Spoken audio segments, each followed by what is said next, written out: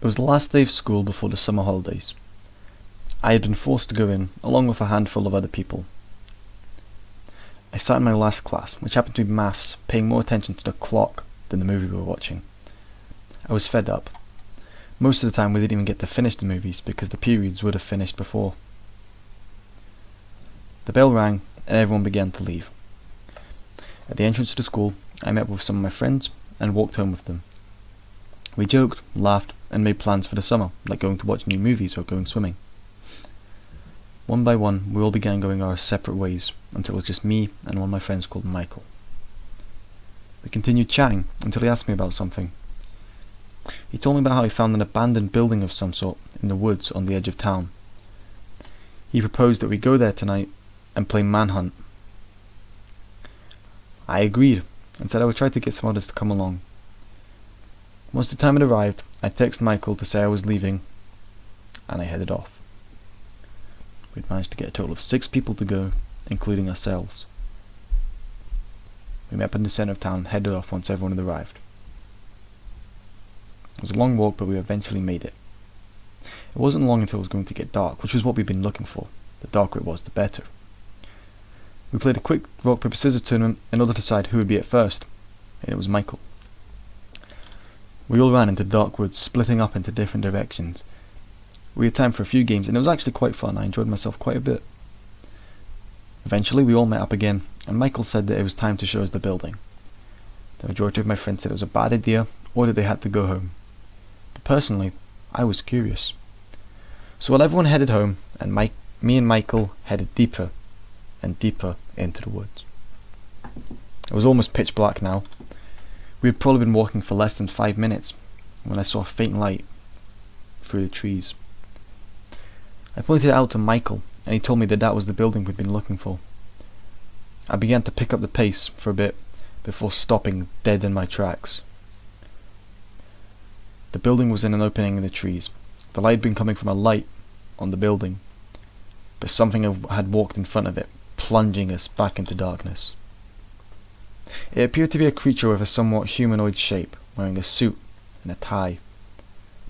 I was about to start backing up. I wasn't about to take any risks. However, the creature suddenly spoke up. "Oh, hello. I appear to be lost. You wouldn't happen to know how I can get back to..." At that moment, I slammed my fist directly into his jawline, forcing him into the 17th dimension from our current one, and sped away at the speed of light. I wasn't about to get tricked by Slenderman or something like that. I was absolutely out of there. And that's the story of how I was almost killed by Slenderman. It didn't stop me returning to the woods though, because I knew that if he ever tried to pull up on my turf again, I only had to destroy the bone structure of his face, and he'd be gone. At the time of this incident, I lived in a small village. The village had no nightlife whatsoever due to stories about Slenderman haunting the town. The majority of the residents believed these stories, which resulted in restaurants and shops closing before it even got dark. There was maybe about 10 people in the entire village who didn't believe it, me being one of them. I would normally go out for a walk at night, because it would be very peaceful as I was the only person in the streets. One night I had gone out and was walking around the outskirts of the town, where there was a forest. I had no intention to enter until something caught my attention. I heard what sounded like a voice beckoning to me. I hesitantly walked towards the entrance of the woods and went in. Although I didn't believe any of the stories, I still felt incredibly anxious as it was incredibly dark in the woods. I had to use a torch on my phone to see. I eventually came to a pair of crossroads. Not sure which way to go, I was about to start heading back. I didn't want to get lost. However, as I turned around, I heard an owl, followed by a sound of leaves rustling. I ran back to the town as fast as I could, only to see a car pull up at the entrance of the forest. At first, I thought nothing of it, until a man stepped out. A man who had a suit and was white. At first I thought he was going to pull up on my turf, but he hadn't seen me. He'd come out on the other side of the road and was walking towards a house. He'd left the car on. I realised that the house must have been his, as he pulled a key out of one of his pockets and opened the door. This must have been Slenderman's house.